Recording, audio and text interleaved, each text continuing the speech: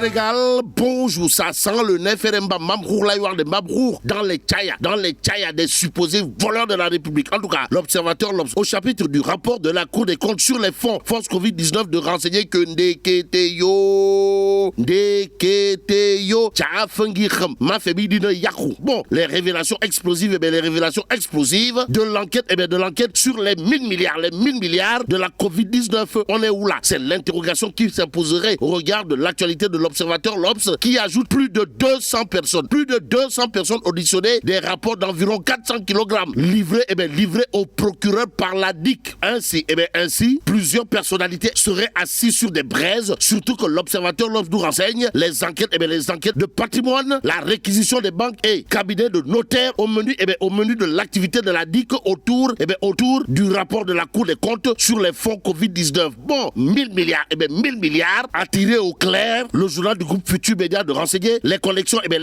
douteuses, pour ne pas dire mafieuses, entre DAGE et fournisseurs. Bon, des délits de détournement de deniers publics, faux et usage de faux, et entre autres attitudes de Njublang, de sach, de voleurs de la République, autour de 1000 milliards destinés à la lutte, contre la Covid-19, précise l'observateur l'Obs ce matin, le mandat quotidien sans contour du détour de révéler enquête sur les fonds Covid-19. Nyangal National Universel Mondial lève le coude. Ainsi critique le journal toujours pour ce qui relève de l'enquête sur les fonds force Covid-19 de renseigner le scandale, le pillage, pour ne pas dire le casse du siècle, chez le procureur. Que retenir à ce sujet sinon 8 dossiers impliquant plusieurs ministres ont été fouillés avant d'être transmis au parquet, précise critique qui ajoute en sus du rapport sur le département de la santé. En finalisation, les ministères stratégiques ont été épinglés dans l'emploi illicite et irrégulier des fonds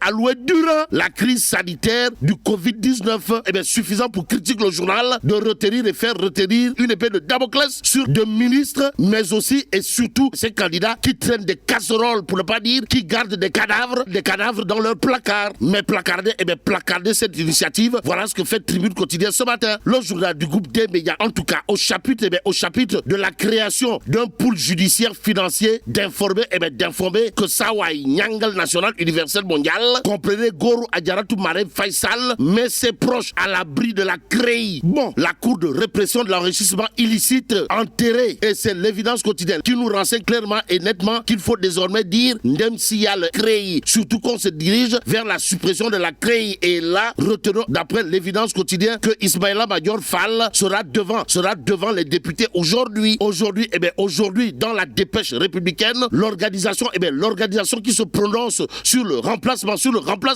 de la CREI par un pool judiciaire financier, c'est le Forum du Justiciable. En tout cas, le Forum du Justiciable, dirigé par Babacar Ba, où l'avenir assuré et rassuré de la société civile sénégalaise, africaine et même mondiale, approuve. Cependant, Vox Populi de nous apprendre que pour ce qui relève du pool judiciaire financier en gestation, le Forum du Justiciable espère l'efficacité dans la répression et le respect des principes du procès pénal. En attendant la suite, le Témoin quotidien au chapitre de la révision du code électoral de révéler jour de vérité pour Khalifa Ababakar Sall et Karim Meïssa Wade, comprenez Meïssa Thioro-Boundaou. Et là, retenons d'après le Témoin quotidien, l'Assemblée nationale est convoquée aujourd'hui pour graver dans le marbre de la loi les conclusions du dialogue national, actualité nationale à ce sujet. D'après le Témoin quotidien, qui nous informe qu'il sera bel et bien question de la réhabilitation politique de Khalifa Ababakar Sall et Karim Meïssa Wade, qui pourront désormais participer à la prochaine présidentielle. Et bien sûr, justement, la participation à la présidentielle de 2024 des deux cas. Il y a Tribune Quotidien ce matin. Le journal du groupe des médias semble rappeler l'adage qui dit Yobente Galgal Ubulambe de Walai Ubulambe. Bon, le suspense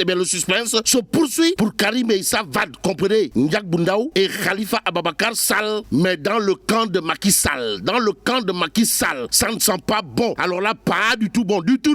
Au regard du titre de Walf Quotidien ce matin, le journal du groupe Walf Fadjri, en tout cas, de révéler un sabar boutas aux allures de Roulo Yamba et de Bereboukek Mbam, avec à la clé fronde, démission et bataille entre responsables de Benno. Ainsi, il convenait de retenir et faire retenir l'atmosphère de fin de règne, d'après Walf Quotidien ce matin. Le journal d'accrocher l'analyste politique Abdou Khadr Sandogo, qui sans conteste souligne Macky Sall va être confronté aux oppositions les plus farouches, vrai ou pas. Mais le mandat quotidien s'arrête sur la guéguerre entre Diouf Sarr et Amadou Ba. Pourquoi faire? Eh bien, pour nous livrer la posture magistrale, pour ne pas dire monumentale et même cardinale de Mamadou Gueye Borom Yoff, du mouvement de la refondation des valeurs, qui siffle la fin de la récréation. En tout cas, pour le mouvement de la refondation des valeurs de Mamadou Gueye, alias Borom Yoff, Aglikower, la récréation est terminée. Récréation terminée, eh bien, Tribune quotidienne semble dire non. Le journal du groupe des médias, au chapitre de l'actualité de Benno Bokk Bakar, Astafoula de Benno Bokk Yakaar, nous informe que la coalition au pouvoir est à volo. Comprenez, Benno Bokk Yakaar coule. La preuve avec les alliés. Eh bien, les alliés qui font leur valise, informe Tribune quotidienne ce matin. Le journal du groupe des médias d'ajouter qu'on se dirige vers le clash APR-Macky 2012. Bon, Macky interdit d'erreur dans le choix de son successeur, d'après Tribune quotidienne ce matin. Le journal du groupe des médias d'ajouter la hantise des défaites aux locales et législatives qui planent sur Benno Bokk Yakaar. Vox Populi, il y a dans le journal le Tiano de Ndioum, comprenez Cheikh Oumar Al-Foutiou Anne, ministre de l'éducation de son état, qui se prononce sur les résultats du baccalauréat 2022-2023. Et là, retenons le satisfecit du ministre de l'éducation nationale, actualité nationale, avec justement ce que pense le docteur Cheikh Oumar Al-Foutiou Anne, qui soutient dans Vox Populi qu'en 2023, nous avons 7642 mentions au baccalauréat, dont 142 mentions très bien, alors qu'en 2009, on était à 973 mentions au baccalauréat et plus de 2000 en 2012, souligne le docteur Cheikh Oumar Anne. Vox Populi, le journal de noter 77 284 candidats ont décroché le bac sur un effectif de 155 109 élèves, soit 51,54% de réussite, informe l'office du bac. Eh bien, ce matin, il conviendrait de terminer avec Libération. Le journal parle de traitement raciste et dégradant en Tunisie, histoire de titrer des migrants de retour au Sénégal, raconte l'enfer. Et là,